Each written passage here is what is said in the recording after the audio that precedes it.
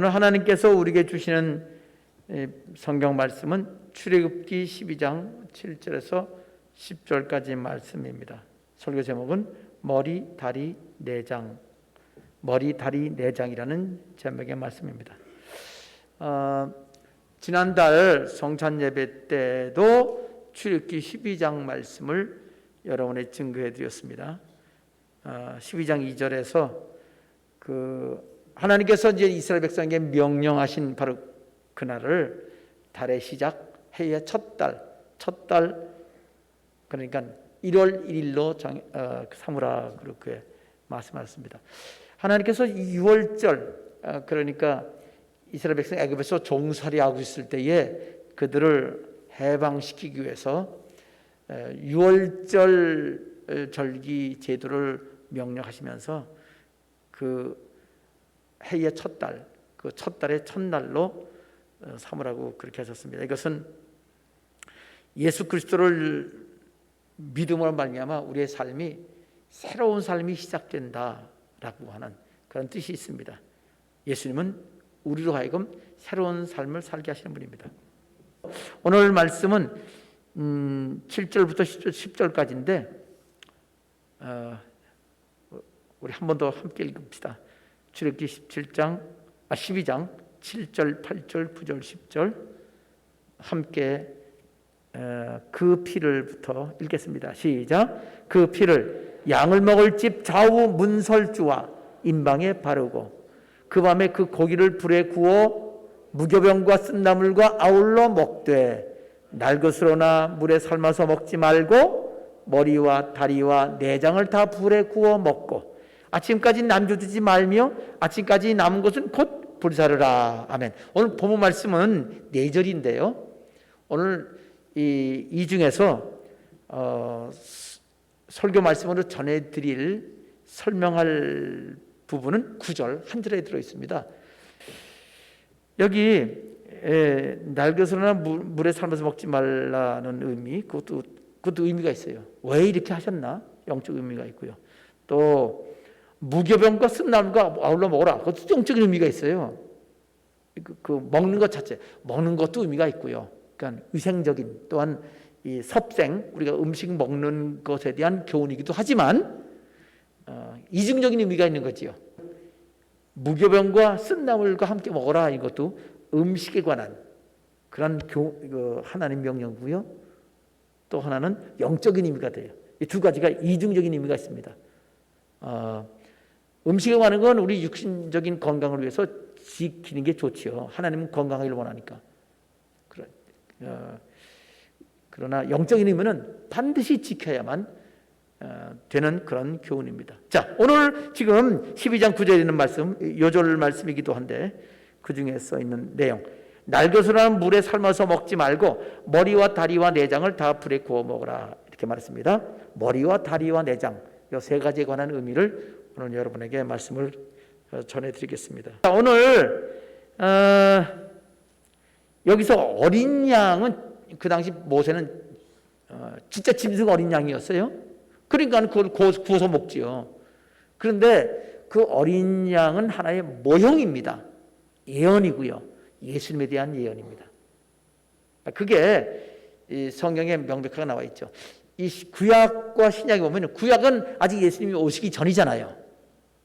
예수님이 오시기 전이지만 앞으로 오실 예수님을 믿어야 구약시대 사람도 구원받을 거 아니에요. 그러면 예수님이 앞으로 오실 거다라는 거 어떻게 알려주겠어요? 두 가지 방법이에요. 하나는 말로 설명하는 거예요. 메시아가 올 거다. 십자가에 죽으실 거다. 막 이렇게 설명할 수도 있고, 또 하나는 그거를 여러 가지 모형적으로 그렇게 설명할 수도 있습니다. 그 모형이라는 거는 여러 가지가 가능해요. 그 중에 하나가 지금 이 6월절입니다. 짐승을 잡아서 피를 받아서 뿌리고 구워 먹고, 그런 게 결국 예수님께서 오셔서 십자가에 못 박혀 피 흘리시고 죽으실 거다. 그래서 우리 죄가 용서된다, 그런 얘기지요. 이스라엘 백성이 해방받은 것처럼 우리 이 세상 사람들, 예수 믿는 사람들이 죄가 다시 사함받고 그리고 천국 가게 되고 이 땅에서도 이스라엘 백성 해방받은 것처럼 질병에서 저주에서 문제에서 이렇게 노연하고 해방받는다, 해결된다는 그런 뜻이 되는 겁니다. 자, 그래서 그거부터 먼저 살펴봅시다. 성경 어디 찾아보냐면요, 요한복음 1장 29절하고요 고린도전서 5장 7절 2절 말씀, 그리고 또 요한복음 6장 말씀을 오늘 잠깐 보도록 하겠습니다. 요한복음 1장 29절부터 보겠습니다. 요한복음 1장 29절, 이튿날은 세례 요한이 이렇게 예언하던 그런 그 다음 날 그 앞에 내용하고 연결되는 겁니다. 그 당시 요한복음 1장 29절 이튿날부터 읽겠습니다. 시작. 이튿날 요한이 예수께서 자기에게 나와오심을 보고 이르되 보라, 세상 죄를 지고 가는 하나님의 어린 양이로다. 예수를 보고 어린 양이라고 불렀단 말이에요. 우리는 누구 보고 어린 양이다 이렇게 말하기 쉽잖아요. 이렇게 얘기해요. 저 사람 여우다 이렇게 얘기는 해요. 그죠? 아니면 저 미련 곰팽이 뭐 이렇게, 곰이란 말이죠. 곰, 여우, 우리는 그런 말은 잘 쓰지만 어린 양이다 이런 말은 안 써요. 별로 이렇게 어린 양이라 비유할 만한 그런 어떤 상황이 이렇게 없기 때문에 그러는데, 이스라엘 백성들은 여기 이 어린 양이라는 말을 아주 쉽게 쓰고 아주 쉽게 이해할 수 있습니다. 6월절의 어린 양이니까 예수님 바로 그 어린 양이시다. 어린 양이 보여주는 교훈, 그것을 이루시기 위해서 오신 분이다 얘기죠. 자, 이제 예수님이 어린 양이라고 그렇고요. 어린 양은 예수님을 가리킨다 하는 예언이 되는 겁니다. 모형적 예언. 자, 고린도전서 5장 7절로 가겠습니다. 고린도전서 5장 7절 보면 여기는 아주 그냥 어린 양이 아니라 6월절 어린 양이라고 명시되어 있습니다. 좀 더 자세히 나온 거죠. 고린도전서 5장 7절, 너희는, 거기서부터 함께 읽겠습니다. 시작. 너희는 누룩 없는 자인데 새 덩어리가 되기 위하여 묵은 누룩을 내버리라. 우리의 6월절장 곧 그리스도께서 희생이 되셨느니라. 아멘. 이렇게 성경 한 구절만 읽으면요, 좀 왜 이런 말씀을 쓰셨나 느낌이 잘 오질 않습니다. 단지 그리스도는 어린 양이다 요거만 알아요. 근데 앞뒤 내용은 뭐냐면, 고린도 교회에 죄를 지은 사람이 있잖아요. 이 죄를 지은 사람인데 바울에게 이제 누가 연락하셨어요. 이런 죄를 지은 사람이 있어가지고 교회에 그것 때문에 문제가 되고 있습니다. 그랬더니 이제 하나님께 기도하고 응답받고 하나님 말씀을 편지를 보내주는 거거든요. 그러니까 얘기를 합니다. 예수 그리스도를 믿는 사람들은 누룩 없는 사람이다. 누룩 없단 말은 밀가루로 이제 반죽해서 빵을 만들 때 누룩을 집어넣잖아요. 누룩이란 말 쓰긴 쓰나요 요즘에? 써요? 쓰는군요. 이스트라는 말 더 잘 쓰지 않나요? 그 이스트가 누룩이에요. 이 누룩은 죄를 의미하는 거다. 그거 왜 죄를 의미하냐면 그게 자꾸 퍼지잖아요. 죄는요, 가만 내버려두면 자꾸 퍼져요. 또 죄는요, 갖다 집어넣지 않아도 그냥 알아서 그냥 막 들어와. 그냥 공기 중에 있는 거 그냥 다 들어와요. 하나님께서는 특별히 이렇게 6월절 이런 때에 죄를 내버려라. 그 첫 번째 의미는 예수님은 죄가 없으신 분이다 이 말이에요. 예수님은 말하고, 또 그다음 두 번째는 우리도 죄를 이렇게 자꾸 내버려야 된다. 회개하고 깨끗이 씻겨야 된다. 두 가지 의미가 있는 거예요. 예수님은 완전하게 죄가 없으신 분이고, 우리는 자꾸 죄가 생기니까 자꾸 씻어버려야 된다 하는 그런 뜻입니다. 그래서 죄를 지는 그 고린도 교인들에게 말하기를, 너희는 원래 누룩이 없는 자다. 원래 누룩 다 예수님 십자가 달려 돌아가심으로써 그 죄를 예수님 피로 씻었잖아요. 그 없어진 거예요. 누룩은 없어요 원래. 그런데 없는데 없어졌다고 그래서 누룩이 안 생기냐? 자동으로 생긴다고 그랬잖아요. 그냥 있으면 죄가 다 솟아나와요. 자꾸 때가 나오듯이. 여러분 아무리 깨끗이 씻어보세요. 하루 그냥 이태리 타올로 그냥 싹다 벗겨질 정도로 깨끗이 닦아보세요. 며칠 있으면 또 때 나와요. 그죠?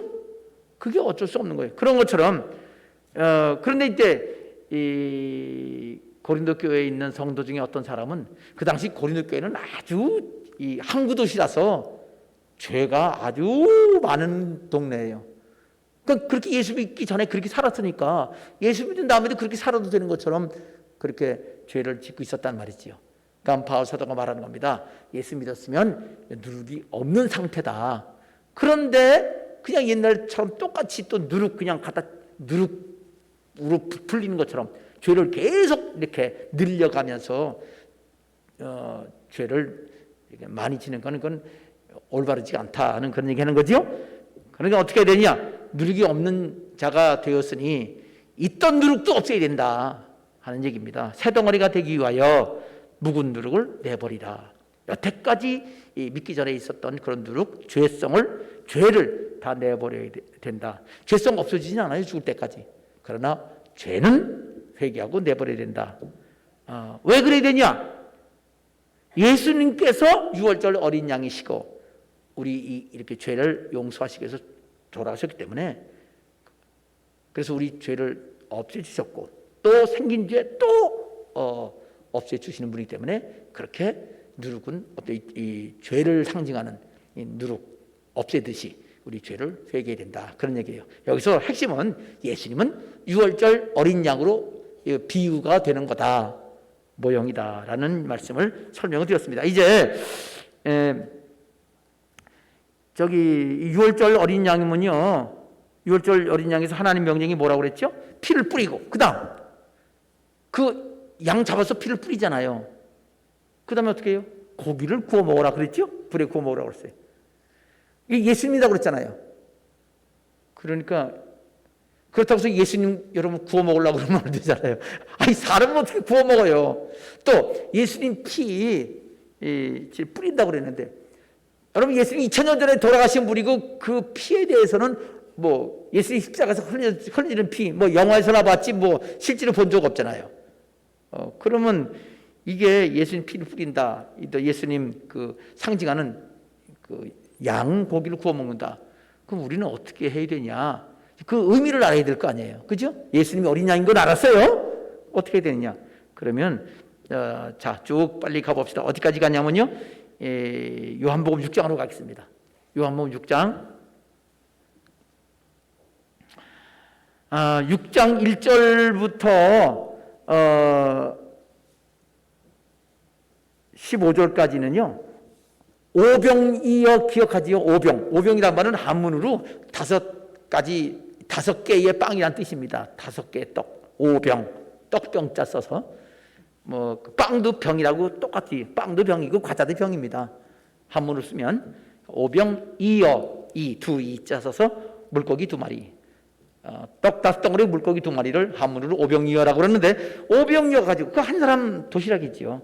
그거 가지고 남자는 5,000명, 어린아이와 여자까지 말하면 10,000명 이상, 20,000명 뭐 정도라고 생각을 추산을 하는데, 이렇게 수많은 사람들을 먹였단 말이에요. 기적이지요.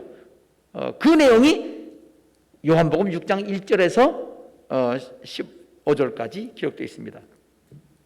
기분이 좋았지요. 배부르게 먹었어요. 배부르게 먹었는데 그 다음날 사람들이 또 예수님께 찾아 나왔습니다.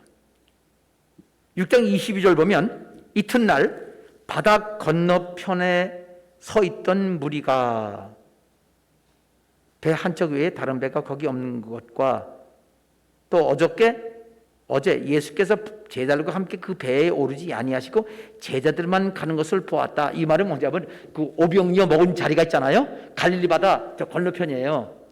예수님께서 주로 사역하신 곳은 이 가버나움이라는 건데, 그 호수가 넓어요. 바다라고도 불러요. 그 이스라엘 사람들은 넓은 호수니까 그 갈릴리 호수 건너편 지역에서 오병이어를 거기서 기적을 행하셨는데, 사람들이 배 2척 중에서 한 척은 제자들이 타고 가고요, 배 한 척 그대로 있어요. 근데 예수님은 제자들과 함께 안 탔거든요. 그러니까 사람들이 보고 예수님 여기 어디 계시구나. 그리고 그 디베리아 그 어저께 그 전날 있었던 데를 아무리 찾아봐도 예수님이 안 계신 거예요. 이상하다. 배는 한 척이 여도 남아 있는데 예수님이 있을 텐데. 그래가지고 뭐 다 찾다 보니까 바다 건너편에 오셨잖아요. 어떻게 오신 줄 알지요? 무리를 건너오신 거 알지요? 무리를 막 그때 풍랑이 일어나가지고 제자들이 위험에 처했을 때 예수님께서 무리를 걸어오셨습니다. 기적을 행했죠. 베드로는 제자들은 알지만 일반 사람들은 모르는 거죠. 그래가지고 하여튼 두루 찾았다가 가버나움에 계신 걸 알고 또 우르르 몰려왔습니다. 그 수많아서 더 많이 왔겠지요. 그게 6장 24절입니다. 요한복음 6장 24절. 제가 읽을게요. 우선 24절을 보면 무리가 거기에 예수님 안 계시고 제자들도 없음을 보고 곧 배를 타고 예수님을 찾으러 가버나움으로 가서, 예수님 원래 가버나움에서 많이 일을 병자 고치고 했기 때문에 거기 계신가 보다 그러고 그걸 찾아간 거지요. 25절 바다 건너편에서 만나, 가버나움에서 만났다는 얘기예요. 랍비여 언제 여기 오셨나이까? 놀랍지요. 어떻게 오셨는지 아주 궁금한 거예요. 그러니까 그냥 그 사람들이 막 몰려왔습니다. 예수 그 몰려온 사람들을 보고 뭐라고 말씀하셨냐? 26절 함께 읽겠습니다. 26절은 예수께서 시작. 예수께서 대답하여 이르시되 내가 진실로 진실로 너희에게 이르노니 너희가 나를 찾는 것은 표적을 본 까닭이 아니요 떡을 먹고 배부른 까닭이로다 그랬어요. 예수께서. 표적을 봤단 말은요, 예수님이 여러분 그 오병여 떡을 한 사람 먹을 그런 분량을 5,000명으로 먹인 건 사람이 볼 때 기적이 나타났잖아요. 참 그건 옆에서 봐도 기적이에요. 제자들이 빵 하나 갖고 왔어요. 근데 계속 나오는 거예요. 여기서 그냥. 그게 놀랍죠. 다 알고 있어요. 그러니까 예수님이 그런 기적을 행하셨을까요? 그거는 예수님이 메시아다, 그리스도다, 하나님께서 보내시겠다는 구원자시다라는 걸 보여주신 거예요. 하나님의 아들이시니까 기적을 행했다는 얘기죠. 그러니까 하나님을 믿으라는 얘기입니다. 그런데 그걸 체험한 사람들이 그런 기적을 체험했으면 얼마나 좋겠어요. 그죠? 우리들도요. 그런데 그런 기적을 체험했으니까 기적만 말하면 그건 예수님을 믿는 게 아니에요. 그런 거예요. 너들 배불리게 먹어서 또 먹고 싶어서 찾아온 거지 나를 믿으려고 찾아온 거 아니잖아. 그러면 안 된다고 이렇게 말씀을 하신 거지요. 그러면서 27절 계속 읽어요. 같이 썩을 읽겠어요. 시작. 썩을 양식을 위하여 일하지 말고 영생하도록 있는 양식을 위하여 하라. 이 양식은 인자가 너에게 주리니 인자는 아버지 하나님께서 인치신 자니라. 그러니까 썩을 양식 뭐예요? 그냥 육신 위해서 먹고 사는 거예요. 이것 때문에 이거 썩을 양식을 위해서 일하지 말라. 그러면 돈 벌지 말란 얘기인가요? 음식 먹지 말란 얘기인가요? 그건 아니지요. 썩을 양식을 위하여 일하지 말고 영생하도록 있는 양식을 위하여 하라. 이 영생하도록 있는 양식을 위하라는 말은 이제 조금 이따가 나와요. 그건 뭐냐면 예수를 진실로 믿으라는 얘기예요. 그게 영생하도록 있는 양식입니다. 예수를 믿는 일이.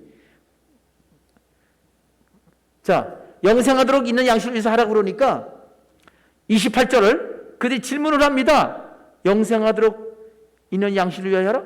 알아들었어요. 하나님 일을 하라는 걸로 알아들었습니다. 그러나 어떤 일을 해야 하나님 일을 하나? 그건 또 모르는 거지요. 그래서 28절 그들이 예수님께 질문했습니다. 읽겠습니다. 함께 그들이서부터 시작. 그들이 묻되 우리가 어떻게 하여야 하나님의 일을 하오리까? 그래요. 영생하는 양식의 일을 하기 위해서는 하나님 일을 해야 되는 거예요. 맞아요, 그건. 근데 그러면 어떤 일이 하나님 일인지 그걸 모르겠다는 얘기예요. 예수님이 대답하셨습니다. 29절 또 함께 읽어요. 예수께서 시작. 예수께서 대답하여 이르시되 하나님께서 보내신 이를 믿는 것이 그래요. 하나님이 보내신 자 누구? 예수님을 믿는 게 하나님의 일을 하는 거란 말이죠. 진실로 믿으면요, 일은 그 믿음 때문에 우리 행동은 당연히 따라와요. 그래서 이렇게 말씀을 하신 거예요. 근데 우리는 자꾸 믿음 따로 일 따로, 믿음을 마음에만 있는 거라고 생각하니까 그런 잘못된 생각을 하는 거예요. 진짜 믿음은요, 반드시 행동이 나타나게 돼 있어요. 그래서 행동하지 않는 믿음은 믿음이 아닌 거예요. 그냥 뻥이지. 자, 그래서 어떻게 하나님 일을 하는 거냐 물었더니 예수님께서 하나님의 보내신 이 예수 그리스도를 믿는 것이 하나님의 일이다. 아, 그랬더니요, 예수님이 그랬어요. 당신 자신을 믿으라는 거지요. 사람들 보고 떡 먹으러 온 사람들, 기적을 봤잖아요. 그러니까 이제 나를 믿어라. 나를 믿어야 되는데 내가 하나님의 아들이다. 하나님 보내셔서 왔다. 그렇게 얘기했는데, 그럼 믿으면 될 거 아니에요. 예, 알았습니다. 믿겠습니다. 그럼 됐는데요? 여러분 예수 믿으십니까? 그런데요, 그러니까 예수님이 직접 내가 하나님 보내서 왔으니까 나를 믿어. 그랬더니 사람들이 뭐라고 그러는지 아세요? 그 다음 절에 나와 있어요. 지금 30절. 그것도 같이 읽어요. 그들이 묻되, 시작. 그들이 묻되, 그러면 우리가 보고 당신을 믿도록 행하시는 표적이 무엇이니까? 그랬습니다. 그 다음 얘기는 뭐냐면요, 좀 그러면 믿을 수 있도록 뭔가 보여줘야지요. 보여줬잖아요. 어저께 전날 떡 5병이어 떡 보여줬잖아요. 그 좋아가지고 따라왔잖아요. 야, 진짜 하나님 보내신 메시아다, 구원자 되신다, 그렇게 고백도 했어요. 그런데 여러분, 예수를 믿습니다 그래도요, 실제로는 믿어서 믿는 게 아니고요, 떡 먹여주니까 좋아서 믿습니다 이렇게 말하는 사람도 있단 말이에요. 그래서 여러분이 믿습니다 아멘 그래도요, 어떻게 믿어요? 그 고백을 믿지 못할 수도 있거든요. 그럴 수도 있습니다. 자, 그러면서 그들은 말합니다. 모세가 만나를 먹여주신 것처럼 그 만나를 먹여주면 내가 당신 믿겠습니다. 이렇게 또 얘기를 하네요. 그러니까 예수님께서 말씀하시기를 그거 모세가 준 게 아니다. 하나님 아버지께서 주신 거다. 그러면서 지금 그 얘기를 쭉 하는 겁니다. 예수님께서 말씀하시기를 하나님 아버지께서는 너희에게 이 참떡을 주신다. 먹고 죽는 떡 말고 먹고 안 죽는 떡을 주실 거다. 그 얘기를 하신 거예요. 그게 32절에 있습니다. 하나님의 떡은 하늘에서 내려 세상에 생명을 준다. 그랬더니 34절에 맞아요. 그거요. 주여 이 떡을 항상 우리에게 주소서. 아이고, 그냥 공짜로 다 먹고 살라고 그렇게 한 거죠. 자, 34절 그들이 이르되 주여 이 떡을 항상 우리에게 주소서. 그랬더니 지금 계속 대화하는 중이에요. 예수님 그 다음 답변이 35절이에요. 이게 제일 중요한 거예요. 이거 하나 읽읍시다. 35절 예수께서 이르시되, 읽어요. 시작. 예수께서 이르시되 나는 생명의 떡이니 내게 오는 자는 결코 줄이지 아니할 터이요 나를 믿는 자는 영원히 목마르지 아니하리라. 아멘. 자, 보세요. 그 떡, 모세가 이스라엘 백성에게 준, 모세 통해서 하나님 주신 거죠? 하나님 주신 거지요. 모세 통해서 주신 그 만나는 그걸 먹고도 죽었단 말이에요. 그래서 예수님 말씀하시기를 너희들에게는 하나님께서 그 내려주신 떡을 먹으면 안 죽을 그런 떡을 주실 거다. 그랬더니 그 떡 주세요. 그래? 바로 내가 생명의 떡이다. 예수님 말씀하시죠. 내가 그 떡이야. 내게 오면 결코 죽이지 않아. 배고프지 않고 결코 안 죽는단 말은 영원히 배고프지 않게 된다 그 말이고요. 나를 믿으면 영원히 목마르지 않아. 영원히 배고프지도 않고 영원히 목마르지도 않게 될 거야. 내가 떡이거든. 이렇게 얘기한 거예요. 그러니까 자 보세요. 영원히 목마르지 않냐고 영원히 줄이지 않고 배고프지 않으려면 어떻게 하면 된다고 그랬어요? 35절에 예수님께서 생명의 떡이다라는 사실을 예수님 말씀하셨으니까 그렇군요 하고 비유죠. 비유. 예수님이 생명의 떡이라는 것은 예수님이 생명 주신다는 뜻이에요. 그러니까 생명의 떡이니까 어떻게 하라고요? 떡이니 어떻게 하라고 그랬어요? 예수님께 와야 돼.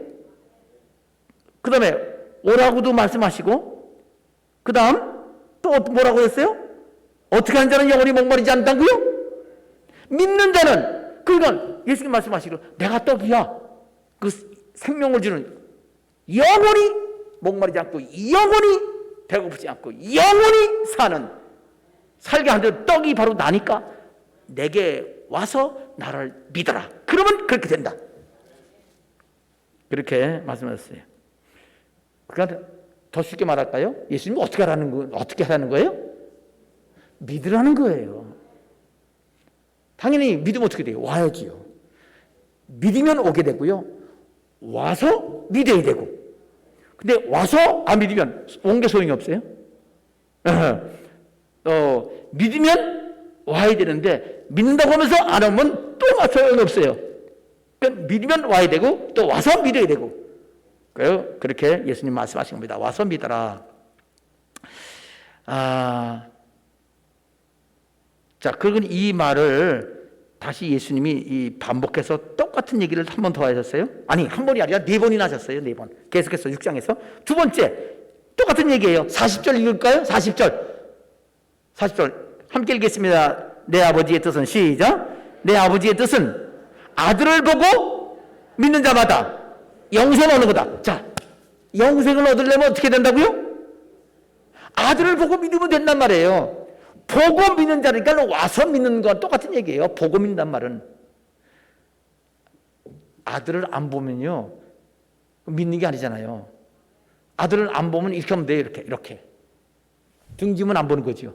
이렇게 돌아오면 보게 돼요. 우리 눈이 앞에 달린 이유는요, 이게 등지려면 등질 수도 있고 믿으려면 믿을 수 있다는, 이렇게 하나님이 그것을 우리 스스로 선택하게끔 하신 거예요.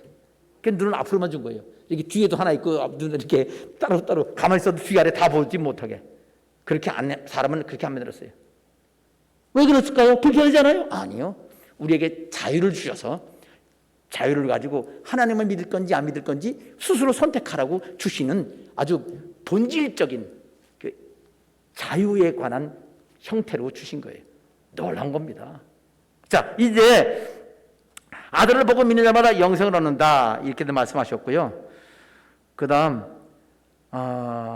또 6장 40절에 나를 보내신 아버지께서 이끌지 아니하시면 아무도 내게로 올 수가 없으니 오는 그 사람을 내가 마지막 날에 다시 살리다. 와서 믿는다는 뜻이지요. 그냥 오기만 하는 게 아니고, 오는 이라는 말은 아버지께서 오게 하셨으니까 믿음을 가지고 오는 거예요. 아버지께서 오게 하셨으니까.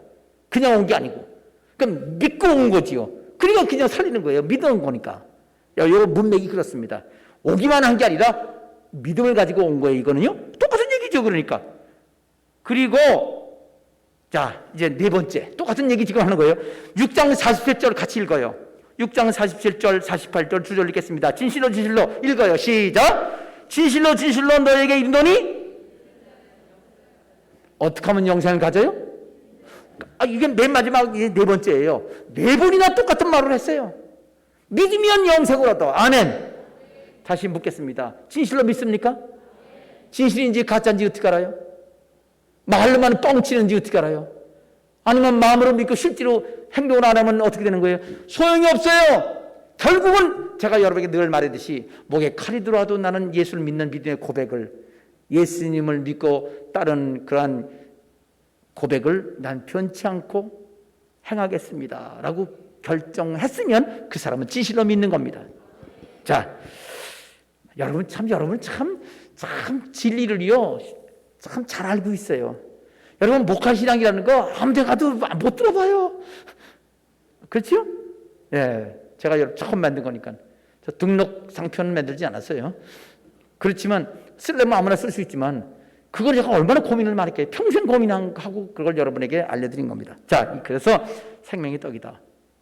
근데요, 그 다음 6장 49절부터는요, 예수님께서요, 나를 믿으면 영생 얻는다고 쭉 얘기하다가 갑자기 조금 말을 바꾸셨어요.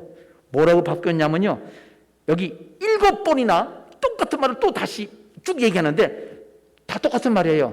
어떤 말인지 하나만 얘기합시다. 뭐 어떤 거를 할까? 예, 6장 53절을 볼까요? 그 점만 하나만 읽읍시다. 여기 7번 나와요. 49절도 있지요, 51절도 있지요, 53절도 있지요, 54절도 계속 똑같은 말 7번 나와요. 54절도 있지요.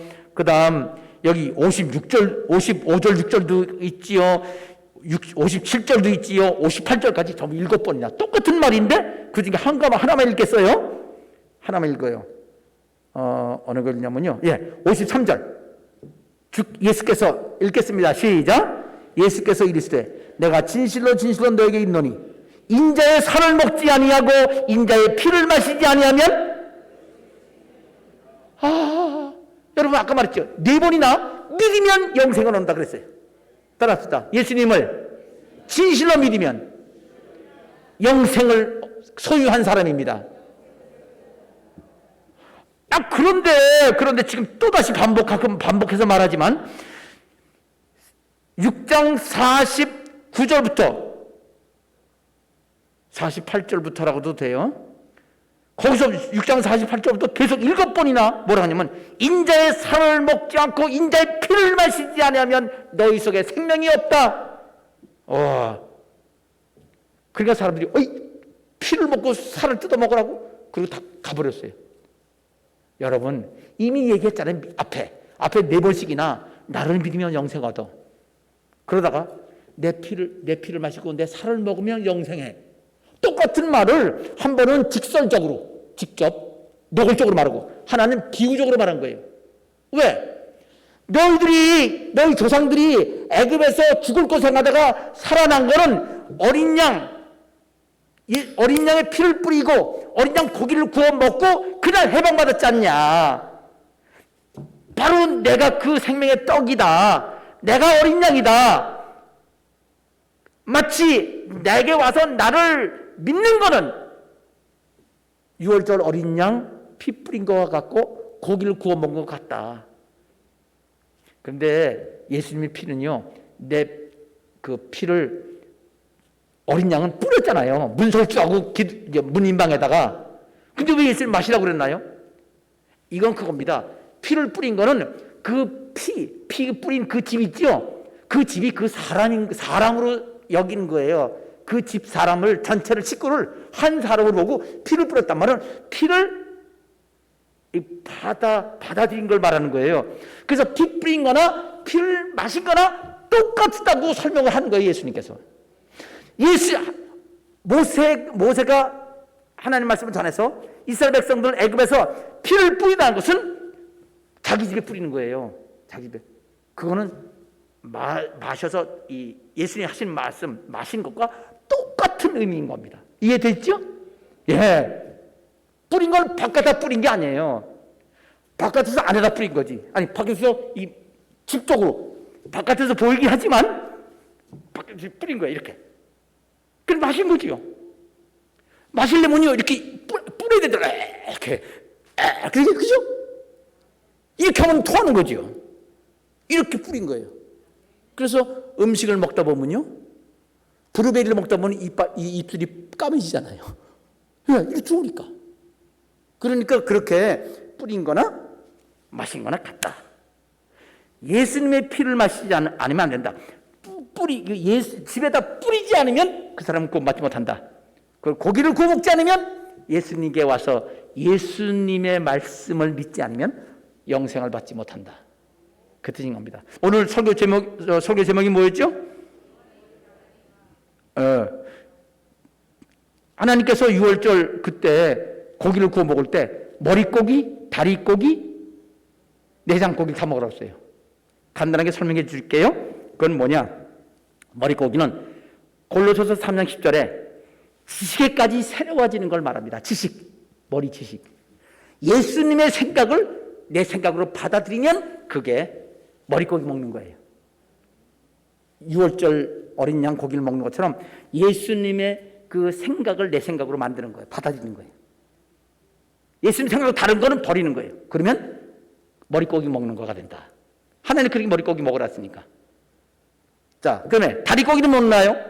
다리꼬기는 히브리서 12장 12절 13절 말씀 보면 연약한 무릎을 이렇게 세우고 저는 다리를 고침받아라. 그러니까 주저앉아 있고 걷지 못하는 사람 걸어라. 이거는 하나님 말씀대로 순종해라. 나 아무리 하라고 해도 못하겠어요. 주저앉아 있지 말고. 자, 뛰어라. 근데 뛰지 못하고 쩔룩거리고 하면 안 된다. 고쳐서 이렇게 하나님 말씀에 순종하도록 해라. 하나님께 나오면 하나님이 고쳐주십니다. 순종하려고 마음 먹으면 하나님이 고쳐주십니다. 그래서 다리꼬기를 먹으란 말은 예수님의 행동을 내 행동으로 삼아라. 그러면 이렇게 어린 양의 다리꼬기를 먹는 것이 되고, 그러면 해방받아요. 그러면 치유받아요. 그러면 응답받아요. 그런 문제 해결됩니다. 그렇게 하라는 거예요. 그러니까 다리가 아픈 사람은 다리꼬기를 먹어야 돼. 아니 실제로 다리꼬기 먹는다고, 어린 양 다리꼬기 먹는다고 우리 다리가 낫지는 않아요. 그 말은 하나님 말씀에 순종하지 못한 사람, 예수님께서 원하시는 대로 순종하겠습니다. 주님 믿습니다. 순종하려고 그래요. 다리가 아픈데 어떡하지요? 주여 그래도 하겠습니다. 그럼 놔버려. 그렇게 해서 치료받으시기를 주님의 이름으로 축원합니다. 아멘. 예. 자, 그 다음에 내장고기는 뭐냐? 빌립보서 2장 5절 말씀에 너희는 이 마음을 품으라. 곧 그리스도 예수의 마음이니. 여러분 마음이 겉에 나와 있나요? 속에 들어있나요? 속에 들어있지요. 겉으로 보이나요? 안 보이나요? 눈을 보이지 않아도 행동으로 나타나지요. 그래서 너희는 이 마음을 품어라. 곧 예수의 마음이다. 그러니까 이 마음이라는 것은 주로 감정이잖아요. 우리 생각이 머리꼬기라면, 머리 있는 거라면, 감정은 이 마음속에 있잖아요. 그래서 우리는 예수님이 품으실 만한 감정을 우리가 가져야 돼. 만약 다른 감정 가졌다, 그거는 하나님 안 기뻐하는 마귀 마음이 되는 거죠. 하나님과 원수가 돼. 안 믿는 사람이에요. 믿는 사람은 뭐냐? 예수님과 다르면 죄가 되는 거지요. 당연하지요. 선악 갖다 먹지 마라? 먹으면 죄지요. 그러니까 우리가 하나님이 이거 좋아하지 마라? 좋아해봐요. 그거 죄예요. 근데 이거 좋아해라? 싫어요. 그거 죄예요. 그래서 예수님 항상, 근데 우리는요 늘 가만히 있어도 그냥 누르기 이게 날라 부른다고 그랬죠? 그것처럼 항상 우리 죄성에 차 있어요. 그래서 항상 내 생각이 옳다. 나는 내 가품대로 한다. 내 생각대로, 내 감정대로, 내가 하고 싶은 대로 내가 할 수 있는 만큼만 하겠다. 내 생각대로. 그러면 안 고쳐지는 거예요. 예수를 진실로 믿으면 하나님이 고쳐주십니다. 자, 오늘 그렇게 해서 머리는 예수님, 머리고기를 먹으란 말은 예수님 생각을 내 생각으로 삼으라. 예수님 그 어린 양 다리고기를 먹으라. 그 말은 예수님이 행동하시는 대로 행동해라. 어긋난 다리도 고쳐주신다. 예수님의 가지실 만한 감정, 심정, 내신 심정이 되게 하라. 다른 거는 십자가에 내버려 버린다. 이렇게 하라는 말씀인 걸 아시길 바랍니다. 기도하겠습니다. 아버지 하나님, 오늘 6월절 예식을 거행할 때 반드시 하라고 하신 게 어린 양 머리고기도 먹고 다리고기도 먹고 또 내장고기도 먹으라고 했습니다. 아버지 하나님, 곱창 먹으라는 말 같이 들리긴 하는데 어쨌건 이걸 통해서 영적인 의미는 예수님 생각과 다른 생각 버리고 예수님 생각을 우리 각자 자기 생각으로 삼고 또 예수님이 하실 행동 따르지 않고 내 멋대로 하는 거 버리고 예수님의 행동 따르라는 말씀이고, 그리고 내 감정 대로 하지 아니하고 예수님 감정을 내 감정으로 삼고 내 중심 감정 버리라는 말씀인 것을 오늘 모든 성도들 확실하게 알고 주님 믿는 게 이런 거라는 것을 오늘 명심하는 시간 되게 하여 주옵소서. 예수님의 이름으로 기도합니다. 아멘.